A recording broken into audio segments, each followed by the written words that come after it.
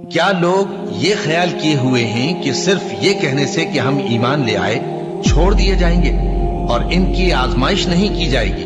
اور جو لوگ ان سے پہلے ہو چکے ہیں ہم نے ان کو بھی آزمایا تھا اور ان کو بھی آزمائیں گے، سو اللہ ان کو ضرور معلوم کرے گا جو اپنے ایمان میں سچے ہیں اور ان کو بھی جو جھوٹے ہیں۔ کیا وہ لوگ جو برے کام کرتے ہیں یہ سمجھے ہوئے ہیں کہ یہ ہمارے قابو سے نکل جائیں گے؟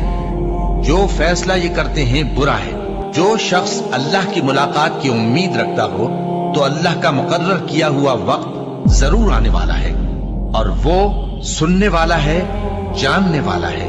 اور ہم کسی قدر خوف اور بھوک اور مال اور جانوں اور میووں کے نقصان سے تمہاری آزمائش کریں گے، اور صبر کرنے والوں کو بشارت سنا دو کہ ان لوگوں پر جب کوئی مصیبت واقع ہوتی ہے تو کہتے ہیں کہ ہم اللہ ہی کا مال ہیں اور اسی کی طرف لوٹ کر جانے والے ہیں۔ یہی لوگ ہیں جن پر ان کے پروردگار کی عنایتیں ہیں اور خصوصی رحمت بھی ہے، اور یہی سیدھے رستے پر ہیں۔ اور اے پیغمبر، ہم نے تم سے پہلے کسی آدمی کو بقائے دوام نہیں بخشا، بھلا اگر تم مر جاؤ تو کیا یہ لوگ ہمیشہ رہیں گے؟ ہر شخص کو موت کا مزہ چکھنا ہے، اور ہم تم لوگوں کو سختی اور آسودگی میں آزمائش کے طور پر مبتلا کرتے ہیں، اور تم ہماری طرف ہی لوٹ کر آؤ گے۔ کوئی مصیبت زمین میں اور خود تم پر نہیں